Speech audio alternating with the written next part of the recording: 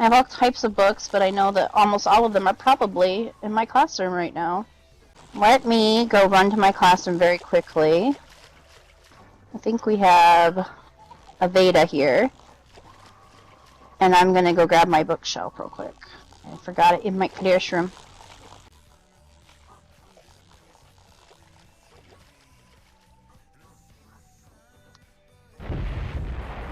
I got blown up.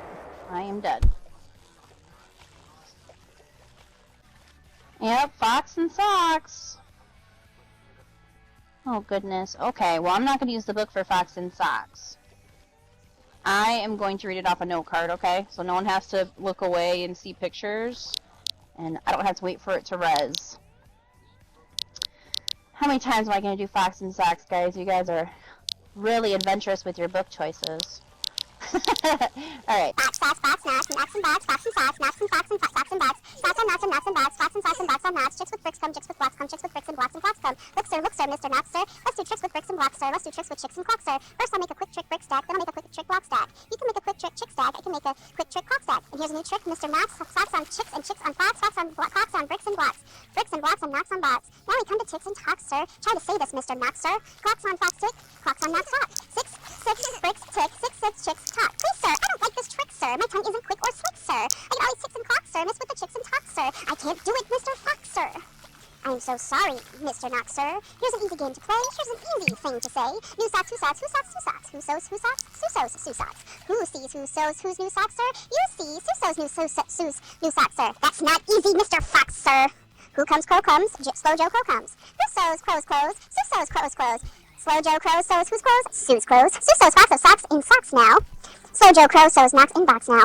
Sue sews rose on slow Joe crow's clothes. Sue sews hose on slow Joe crow's nose. Oh my gosh.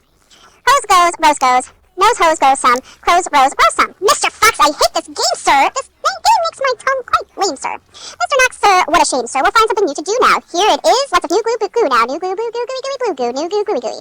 Gooey goo for chewy chewing. That's what glue goose is doing. Do you choose to chew goo too, sir? If, sir, you, sir, choose to chew, sir. What the goo goose choose, sir? Do, sir. Mr. Fox, sir, I won't do it. I can't say it. I won't chew it. Very well, sir. Step this way. We'll find another game to play. Ben comes, Ben brings Ben's broom. Ben brings Ben's broom. Ben bends Ben's broom. Ben bends Ben's broom. Ben's broom breaks. Ben's broom breaks. Ben's bands. Big bands, pig bands. Ben and Ben lead bands with brooms. Ben's bands, bangs, and Ben bands booms. Pig band, boom band, big band, broom band. My poor mouth can't say that, no, sir. My poor mouth is much too slow, sir. Well, then, bring your mouth this way. I'll find it something it can say. And then he says that, and then I literally can't say it. Luke Luck likes lakes. Luke's duck likes lakes. Luke's duck licks lakes. Luke's duck licks lakes. Blah, blah, blah, blah. Duck takes licks in Luke lakes. Luke Luck likes. Luke Luck takes licks in lakes. Duck likes. I can't blab such blubber blubber. My tongue isn't made of rubber. Mr. Knox, now come now. You don't have to be so dumb now. Try to say this, Mr. Knox, please. Through 3 cheese. Trees free, fleas flew. Wobbies fleas flew. Freezy breeze blue. Freezy breeze made these 3 cheese freeze. Freezy trees made these trees cheese freeze. That's what made these 3 free fleas sneeze. Stop it, that's enough, sir. I can't say such silly stuff, sir. Well then, Mr. Knox, sir. Let's have a little talk about Tweedle Beetles. What do you know about Tweedle Beetles? Well, when the Tweedle Beetles fight, it's called a Tweedle Beetle battle. And when it's battles in a puddle, and the Tweedle Beetles puddles battles. And when Tweedle Beetles puddles in a paddles they call it Tweedle Beetle puddle battle. And when beetles battle beetles in a puddle and a paddle battle, and a beetles puddle is in a puddle and a bottle, and they call it Tweedle Beetles battle battle muddle. And when beetles fight with these battles in a battle and their paddles and the battles and the poodles eating noodles, they call it muddle, Tweedle Poodle, beetle noodle, battle battle. Now, wait a minute, Mr. Fox. When a fox is in the battle, where the Tweedle Beetles battle with their paddles in a puddle and a noodle eating poodle, this is what they call a Tweedle Beetle noodle poodle. Bottled, paddled, muddled, fuddled, fox and socks, sir. Fox and socks, our game is done, sir. Thank you for a lot of fun, sir. I always forget to breathe. Whew, okay. I have a feeling that you're going to want me to do the other tongue twisty book, huh? Which one is it? I don't even remember. Well, the Little Bears is boring. You guys have heard Little Bears a million jillion times. Who wants to read billion jillion times? You knots. Okay. I will read Bears first, and then I will read the other rhyme book if we have time. How about that? Catch me outside. Once upon a time, 3 bears lived in a nice little house in a great forest. There was a father bear, the mother bear, and the small wee baby bear. Who doesn't love the small wee baby bear? Everyone loves baby bear. And he gets the shaft the whole time. They each had a bed to sleep in, a chair to sit on, and a bowl and spoon for eating porridge with milk and honey, which was their favorite food. Don't forget to do your giggles when I start doing voices. It just makes it better. One morning, the three bears decided to take a walk before breakfast. Before they went out, they poured the porridge into their bowl so that it would cool by the time they came back. When the porridge was poured, the three bears set off on their walk. Father and Mother Bear walked arm in arm, and a small wee baby bear ran by their side. "What a fine day it is!" growled Father Bear. "What a fine day it is!" said Mother Bear. "What a fine day!" squeaked the small wee baby bear. And so it was.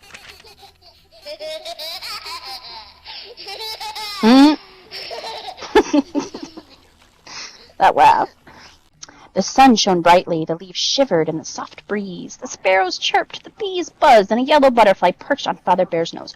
"What a noise these creatures make!" said Father Bear as he brushed off the butterfly. The bears walked on.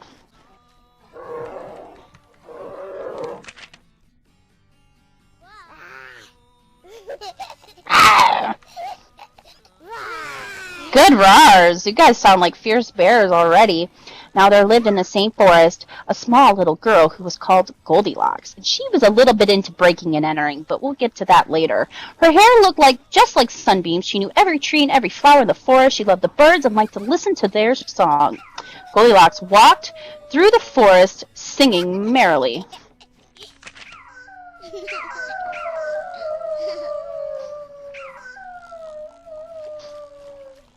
By and by she reached the bear's house. She had never seen it before and wondered who lived there. A window was open and Goldilocks peeped in. "Dear me," she thought, "whose house can it be? There's a table and 3 chairs and 3 bowls of hot porridge, all steaming, and nobody to eat it. But I don't see any work or books or anything else. I think I'll go in and find out who lives here." So she tapped at the door and cried, "Is anyone at home?" But there was no answer, so Goldilocks just stepped right in and looked about her. Rude. She just said, "I'll come right in." Who says that? Who does that? I don't know anybody that just does that. The room was warm and cheerful. The hot porridge looked very inviting. It seemed to say, "Come and have some breakfast." Goldilocks was very hungry. She went round the table and tasted the porridge in all the bowls. First, she tasted the porridge of Father Bear, and that was too hot. She tasted the porridge of Mother Bear's, and it was too cold. Finally, she went to the porridge of the small wee baby bear and tasted that. The porridge was neither too hot nor too cold, but just right. The porridge had honey on it, and she liked it so well, she ate it all up. Goldilocks thought she would sit down for just a minute before going on her way, because, breaking into someone's house really gets exhausting. She sat down in the chair of Father Bear, and it was too hard for her. She sat down in the chair of Mother Bear, and that was too soft for her. Finally, she sat down in the chair of the small wee baby bear, and it was neither too hot nor too soft, but just right. She moved around to get even more comfortable, but she moved so much the bottom of the chair came out, and down she came, plump, upon the ground. "Oh, no," she cried. They make her sound pretty grumpy and really wide in this next part, right? Goldilocks looked up from where she had been landed and noticed some stairs. She went to the stairs into the room in which 3 bears slept. There she saw 3 beds all in a row. Goldilocks lay down on Father Bear's bed, and it was too long for her. She lay down on Mother Bear's bed, and it was too wide for her. Finally, because, all this criminal behavior is tiring, she laid down on the small wee baby bear's bed, and it was neither too wide nor too soft, but just right. And there she fell fast asleep, for she was very tired. By this time, the 3 bears thought their porridge would be cool enough, so they came home to breakfast. Now, Goldilocks had left Father Bear's spoon standing in his bowl. "Somebody has been eating my porridge," said Father Bear in his great, gruff voice. And when Mother Bear looked at her bowl, she saw the spoon was standing in it too. "Somebody has been eating my porridge," said Mother Bear in her middle-sized voice. Then the small wee baby bear looked in his bowl, and there was the spoon, but the porridge was all gone. "Somebody has been eating my porridge and has eaten it all up," said the small wee baby bear in his small wee voice. The three bears began to look around them. Goldilocks had moved the cushion on Father Bear's chair. "Somebody has been sitting in my chair," said Father Bear in his great, gruff voice. Goldilocks had swished the soft cushion on Mother Bear's chair. "Somebody has been sitting in my chair." And Mother Bear said in her middle-sized voice, "And you know what Goldilocks had done to the small wee baby bear's chair. I'm waiting for it. Slow on the roll. Slow on the roll. You got 2 seconds. Who's got that baby bear ready?"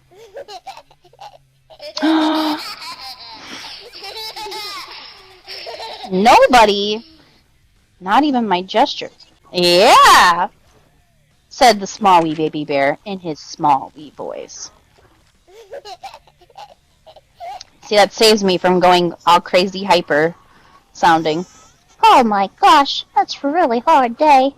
The three bears went up the stairs and into the room with their beds. Goldilocks had pulled Father Bear's pillow out of its place. "Somebody has been lying in my bed," said Father Bear in his great, gruff voice. And Goldilocks had pulled Mother Bear's quilt out of its place. "Somebody has been lying in my bed," said Mother Bear in her middle-sized voice. And then the small wee baby bear came to look at his bed. There was the quilt in its place, and the pillow upon its place upon the quilt, but upon the pillow was Goldilocks. "Somebody has been lying in my bed, and here she is," said the small wee baby bear in his small wee voice. "All right, I need lots of roars. Get 'em."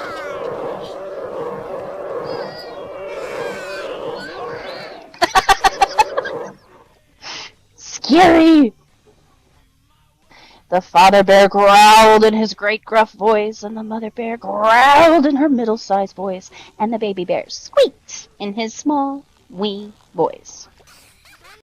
All this growling woke Goldilocks. She was very frightened when she saw the three bears. She jumped out of bed and ran away as fast as she could, and Goldilocks did not stop running until she was all the way home. Who knows what happens next? And she never returned to the nice little house in the great forest again.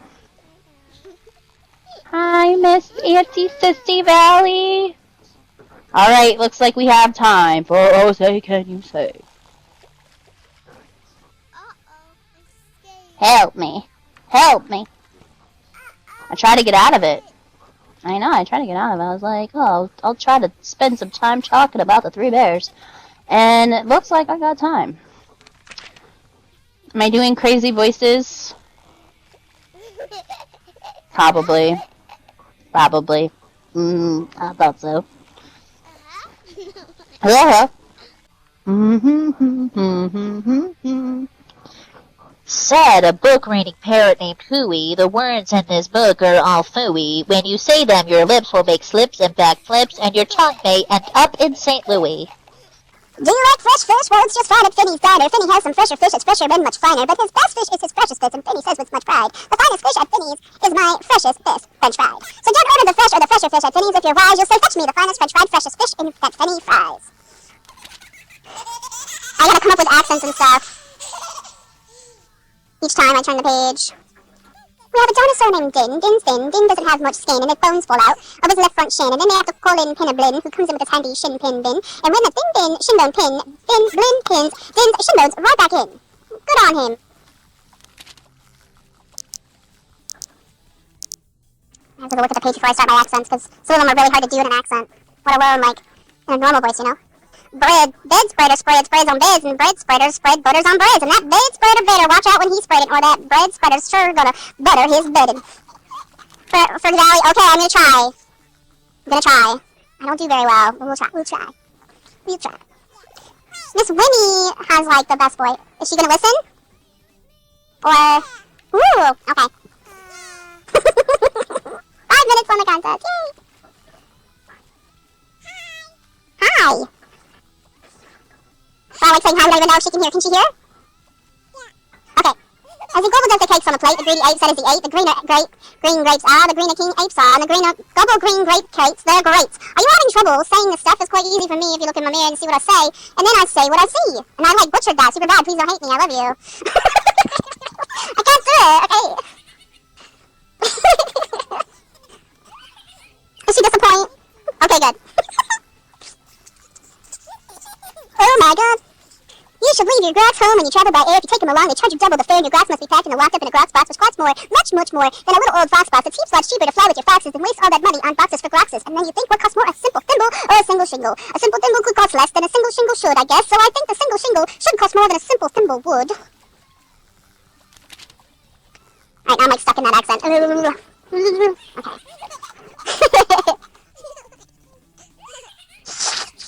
If you like to eat potato chips and chew pork chops on Clipper chips, I suggest that you chew a few chips with a chop at Skipper Zips, Clipper Ship, Chop, Shop. And if your tongue is getting queasy, don't give up, the next one is easy. Is it all? I did it badly! Okay, I have to do this one in my regular voice. This is my jam. I'm ready for this page. I'm ready? I'm ready. There are so many things that you should really know, and that's what I'm bothering to tell you. So you should know the first names of the Fudnutter brothers, who like to pile on each heads of the others.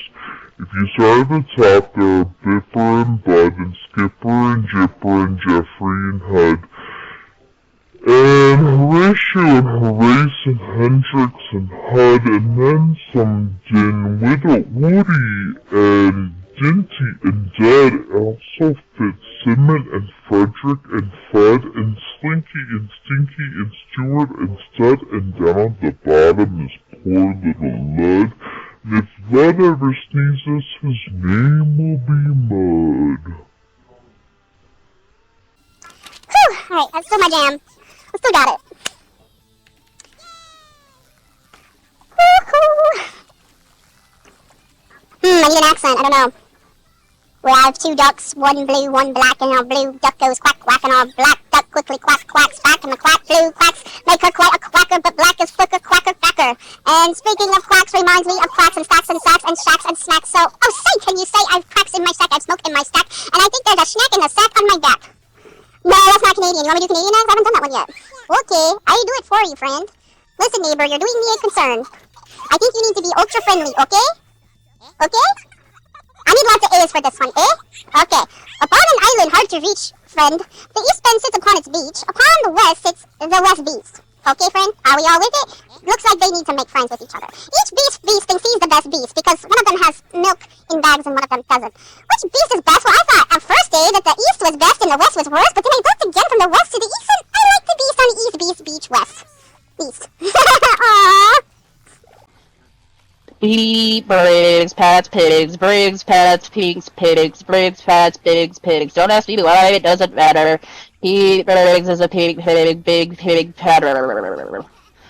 He Briggs pets his pigs all day. Don't ask me why, let's say. When P puts his pigs away in his Briggs pink pig, big pigs, pig.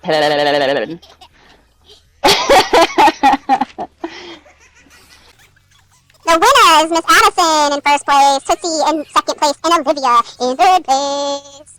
Congratulations.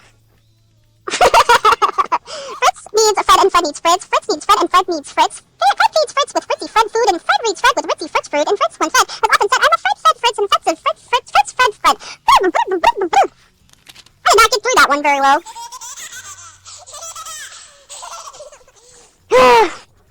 This is the world's longest book. Well, the glotz, you will notice, has lots of black spots, and the klotz is quite different, with lots of black spots. But the big problem is the spots on the glotz are about the same size as the dots on a klotz. So if you first have to spot who's the one with the dots is, then it's easy to tell who the klotz or the glotz is. I know. That's right, we have 6 minutes. I got this. I got this under control. Shoot. Boom.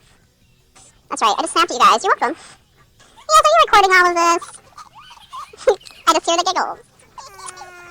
What would you rather be when you grow up?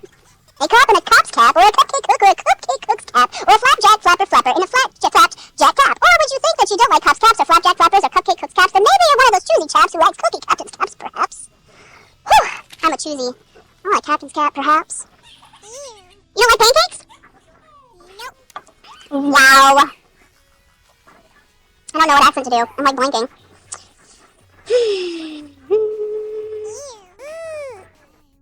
Well, when Glenn comes home tired, from his work pinning shins, the happiest hour of old Glenn's day begins, and he likes a wheel of cheese. Mr. Glenn is the father of musical twins, who tucking twin instruments under twin chins, lull their daddy to sleep with twin Glenn violins.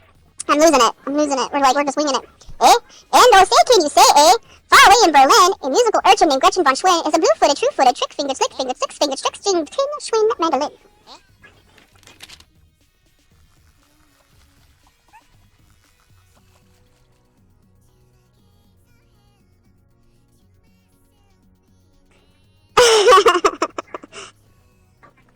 I don't know what else.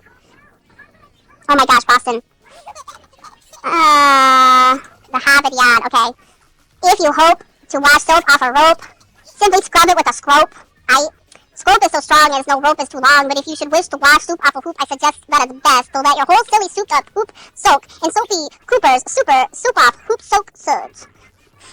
Maddie accent? I don't know. I can't do it, like, I think it's because I have like that partial draw, because, you know, my friends always try to teach me, and I butcher it so badly. I don't know if I can do Chinese, Japanese, Chinese, any sort of Asian, I don't think, and I think it would just sound really racist, and I don't want to do that. Wiki voice. I don't think so. I don't want to hurt anyone's feelings. Okay, I don't want to do it because it's going to get recorded, and it's going to sound bad. One year we had a Christmas brunch with Merry Christmas mush to munch, but I didn't think you'd care for such. We didn't like to much. Chicago? I don't know how Chicago sounds. I don't know. What if I do like surfer dude? I could do a Valley Girl, doing Valley Girl. And like, speaking of Christmas, here are some great gifts to give to your daddy. If your daddy's name is Jim and Jim Slim's and Jim Slim, the perfect Christmas gift for him is a set of Slim Jim swim fins.